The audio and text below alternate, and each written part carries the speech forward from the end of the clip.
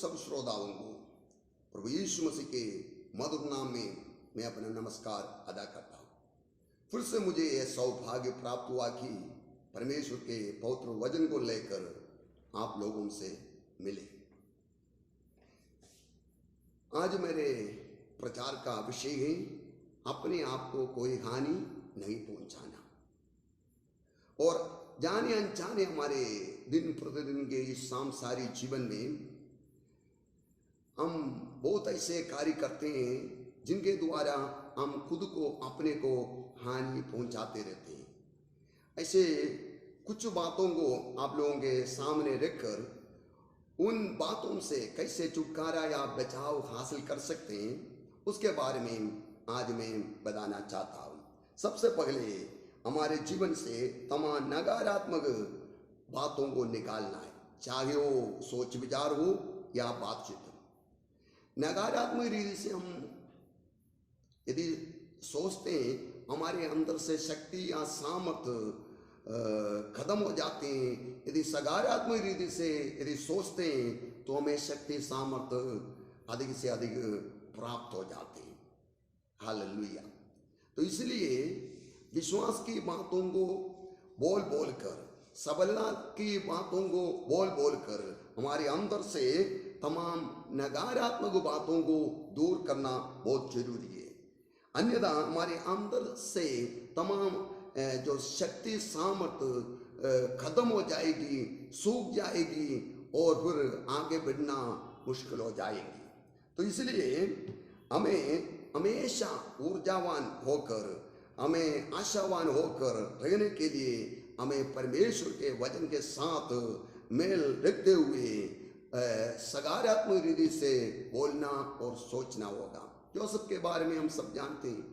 Joseph तमाम परेशानी कठिनाइयों के बीच में भी, इन सब बातों के बावजूद भी अपने जो सपना या दर्शन को आगे रखकर आगे बढ़ते गया आखिर में वो मंजिल तक, अपने मुकाम तक पहुंच गए।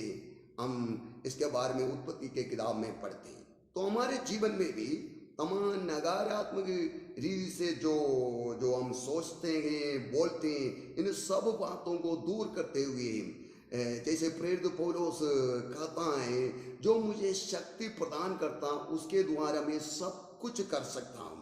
ऐसे जो कामयाबी की, सफलता की बातों को बोलते रहना चाहिए, उसके बारे में सपना देखते रहना चाहिए, ताकि हमारे अंदर से तमाम नकारात्मक बातें दूर हो जाए, हमें अधिक से अधिक शक्ति सामर्थ्य प्राप्त हो जाए, हम आगे बढ़ते चले जाए।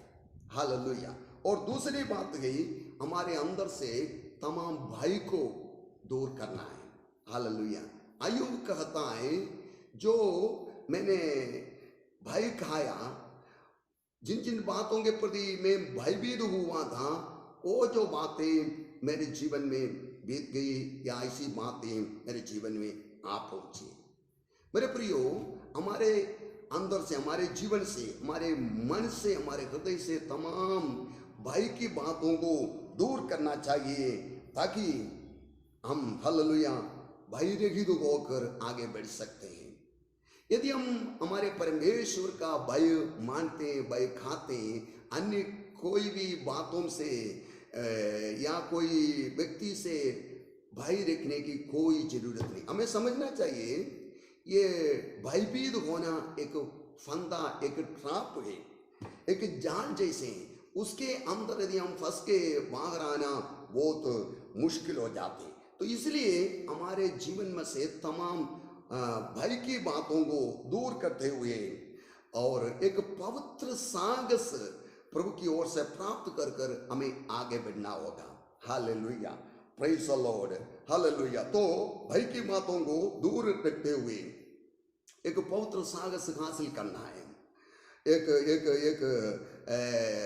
हिम्मत से भरे हुए हृदय के साथ, मन के साथ हमें आगे बढ़ना। हमेशा हमें सोचना चाहिए, मैं अकेला नहीं हूँ, मैं अकेली नहीं हूँ, परमेश्वर मेरे साथ है। और वचन में 27वां वचन संहिता में कुछ इस प्रकार हम पढ़ते हैं, हो वहाँ परमेश्वर मेरी ज्योति और मेरा उद्धार गई, मैं किससे डरूं। यहोवा मेरे जीवन का दृढ़ गढ़ ठहराए, मैं किसका भय खाऊं। हमें समझना चाहिए, we should make it sure that God is with us. हमें हमेशा ऐसे महसूस होना चाहिए, मैं अकेला नहीं हूं, परमेश्वर मेरे साथ है। इसलिए कोई भी भय की बात या चिंता हमारे मन में आने नहीं देना चाहिए। यदि आ गया तो समझ लीजिए वी आर ट्रैप्ड, हम फंदे में फंस गया, फिर बाहर आना मुश्किल हो जाते। और तीसरी बात है निराशा।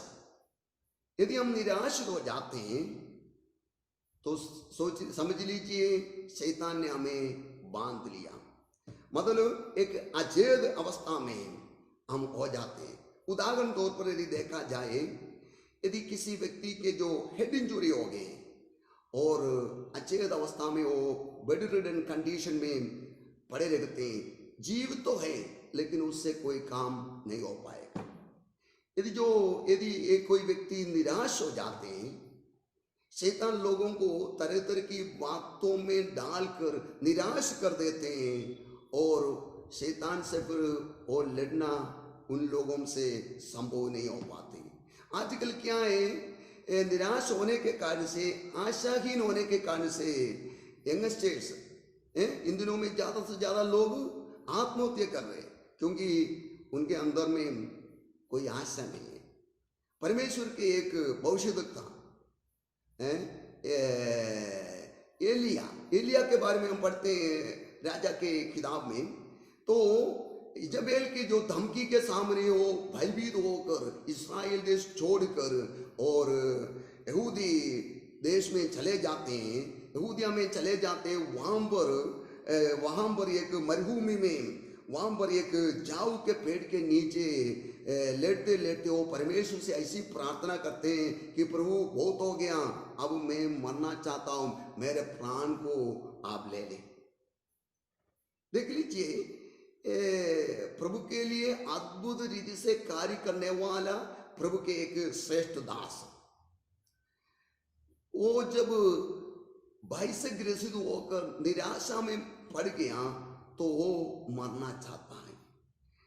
हमें क्या करना चाहिए, हमारे अंदर से तमाम भय की बातों को, तमाम निराशा की बातों को दूर करना चाहिए।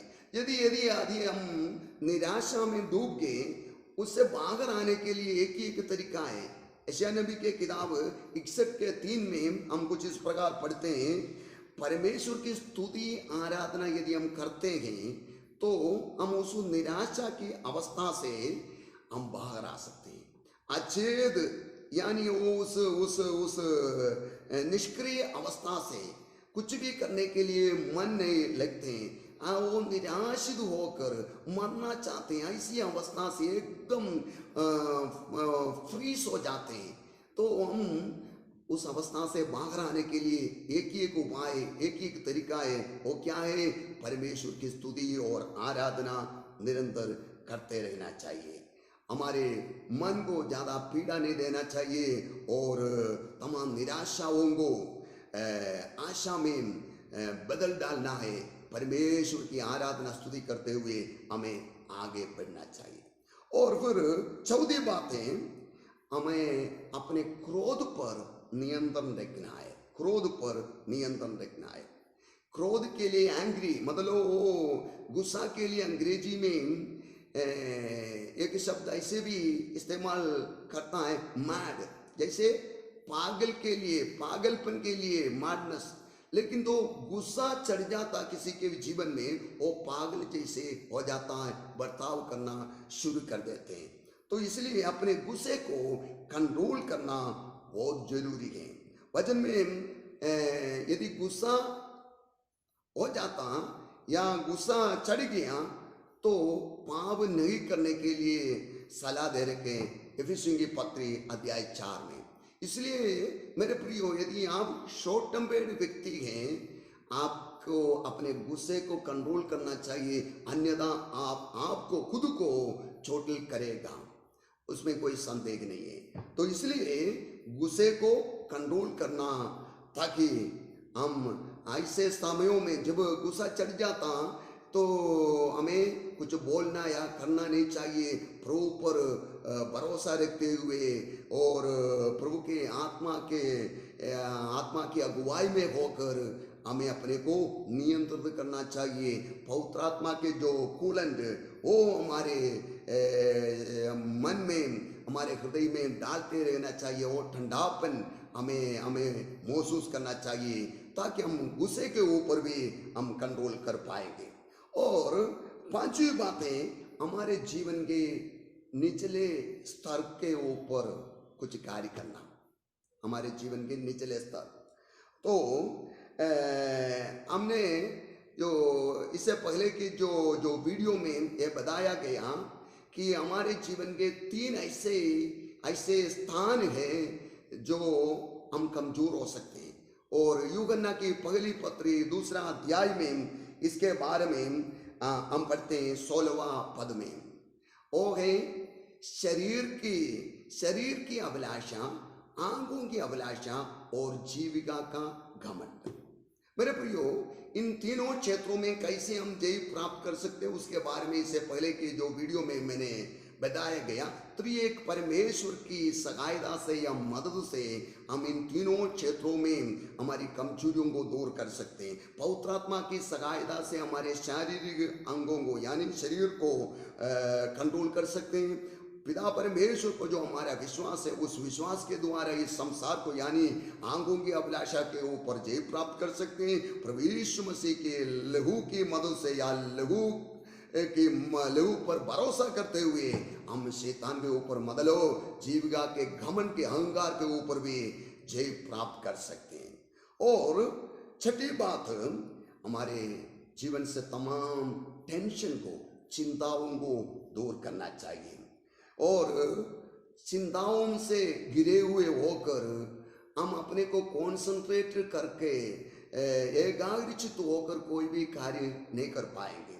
और इसलिए फिलिपियों की पत्री अध्याय 4 में प्रेरित पौलुस कहता है, पद 6 में कहता है, किसी भी बात की चिंता मत करना, सब बातों में धन्यवाद के साथ प्रभु से प्रार्थना करते रहना चाहिए। और पत्रस की पहली पत्री में हम उधर भी कुछ इस प्रकार पढ़ते हैं, उस पर भरोसा रखो जिसको आपका ध्यान है, आपकी चिंता करने वाले एक परमेश्वर आपके लिए जीवित है। तो इसलिए हम ज्यादा चिंता कर टेंशन में होकर हम खास कुछ नहीं कर पाएंगे। और मार्था के विषय में प्रभु यीशु मसीह कहता है, और लूका सुसमाचार 10वां अध्याय में आखिरी पदों में कहता है, मार्था तुम कई बातों से चिंतित होकर घबराई हुई है, घबराहट में पड़ी है। इन चीजों की जरूरत नहीं, मरियम ने अच्छी चीजों का चुनाव किया है, वो हमेशा उसके साथ रहेंगी। मेरे प्रियो, ज्यादा चिंता करने से हमें कोई लाभ मिलने वाला नहीं है। इसलिए तमाम चिंताओं को प्रभु पर छोड़ना चाहिए, क्योंकि प्रभु हमारी चिंता करता है, हमारा ख्याल रखता है, सुधी लेता है। हालेलुया। और सातवीं बात है, कई बार हम औरों की गलतियों को क्षमा नहीं कर पाते। इस कारण से कई बार हम खुद बीमार भी हो जाते हैं। प्रभु यीशु मसीह ने कहा, यदि हम अन्य लोगों की गलतियों को हम क्षमा नहीं करते हैं, हमारी गलतियों को, हमारे अपराधों को परमेश्वर पिता भी क्षमा नहीं करेंगे। हालेलुया।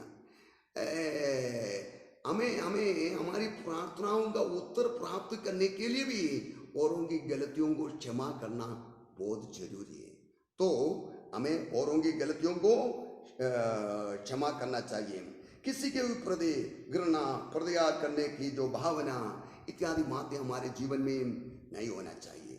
और शाप देने वालों को आशीष देना है, और जो हमें उपद्रव देने वालों की भलाई के लिए प्रार्थना करना चाहिए। हमेशा प्रभु में आनंदित होने के लिए कोशिश करना, बुराई के बदले भलाई करना चाहिए। प्रभु की पवित्रता से कभी भी कोई समझौता नहीं करना चाहिए। प्रभु के हृदय को स्पर्श करते जीवन बिताने के लिए हमें कोशिश करना चाहिए।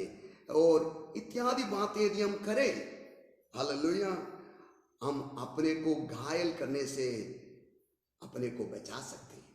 जैसे मैंने पहले वीडियो में कहा, हमारा नंबर 1 सबसे बड़ा दुश्मन हम खुद हैं। यदि हम अपने के ऊपर, खुद के ऊपर विजयी हो जाते हैं, अधिकांश समस्याएं उसके साथ साथ खत्म हो जाती हैं। तो इसलिए आज मुझे सुनने वाले प्रत्येक भाई बहन से मेरा अनुरोध है, और आप खुद को चोट पहुंचाना बंद कीजिए। हालेलुया। पवित्र आत्मा परमेश्वर की मदद लेना और वचन का सहारा लेना और आपके जीवन की तमाम कमजोरियों के ऊपर जय प्राप्त करते हुए एक आशीषमय आदर्शपूर्ण जीवन बिताने में, हालेलुया, प्रभु परमेश्वर हमारी मदद कर सकते हैं। Hallelujah, hallelujah. हमने कुछ 7 बातों को आप लोगों के साथ मैंने शेयर किया, हम मिलकर मनन किया। एक और बार मैं दोहराना चाहूँगा, हमारे जीवन से तमाम नकारात्मक बातों को दूर करना, हमेशा सकारात्मक होना, विश्वास में भरपूर होकर और हमारे सपने को, दर्शन को आगे रखकर जीवन बिताना होगा। और दूसरी बात, कोई भी परिस्थिति में भयभीत नहीं होना, निडर होना, एक पवित्र साहस से भरपूर होकर हमें आगे बढ़ना होगा। और तीसरी बात, निराशा को दूर करना चाहिए। और यदि निराशा से हम दब गए, फिर बचना बहुत मुश्किल है। ऐसे संदर्भों में हालेलुया, प्रभु की स्तुति और आराधना करते हुए आगे बढ़ना। और चौथी बात, अपने गुस्से को कंट्रोल करना चाहिए और क्रोध भड़कने नहीं देना चाहिए। ऐसे संदर्भों में प्रार्थना करते हुए पवित्र आत्मा के नियंत्रण में होकर और अपने को कंट्रोल करने के लिए हमें कोशिश करना चाहिए। और पांचवी बात, हमारे जीवन के कमजोर क्षेत्र कौन कौन से है, उन क्षेत्रों में हालेलुया हमें तैयार करना, हमें वहाँ पर शैतान अंदर प्रवेश ना करे। कमजोर क्षेत्रों को मजबूत करना चाहिए, वहाँ कार्य कर कर सतर्क रहना चाहिए। और छठी बात है, चिंता मुक्त जीवन जीने के लिए, क्योंकि हमारी चिंता करने वाला एक परमेश्वर है। हम इतना ज्यादा चिंता करने से भी हमें कोई लाभ नहीं मिलने वाला है, लेकिन हमारी चिंता करने वाले को परमेश्वर जो सर्वशक्तिमान है, करुणानिधान है, दयालु है, हालेलुया, वो परमेश्वर हमारी चिंता करते, हमारी तमाम चिंताएं, बोझ सारे प्रभु के ऊपर डालते हुए चिंता मुक्त होकर हम जीवन बिता सकते हैं। और सातवीं बात यही है, औरों की गलतियों को, पापों को, कमी कटियों को क्षमा करना, एक बड़ा दिल रखना है। हालेलुया। और उनसे घृणा नहीं करना चाहिए और शैतान को बिल्कुल हमारे जीवन में जगह नहीं देना चाहिए। और प्रतिकार करने की भावना हमें कभी भी हमारे जीवन में नहीं होना चाहिए। जैसे प्रभु यीशु मसीह ने हमें एक आदर्श बनकर यह सिखाया कि दुश्मनों को क्षमा करो, हमारे विरुद्ध हमें साथ देने वाले, हमारे विरुद्ध कार्य करने वाले लोगों की भलाई के लिए प्रार्थना करो, यदि संभव है उनकी भलाई किया करो। यदि हम इन बातों को हमारे जीवन में लागू करेंगे, हालेलुया, मेरा अनुभव और मेरा मानना विश्वास है ये कि हम अपने को घायल करने से हम अपने को बचा सकते हैं। यदि हम ऐसे नहीं करते तो कई प्रकार की बीमारियों से ग्रसित होकर, अशांत और निराश होकर, दुखी होकर समय से पहले इस संसार छोड़कर हमें जाना पड़ेंगे, इस पर कोई संदेह नहीं है। Hallelujah, hallelujah.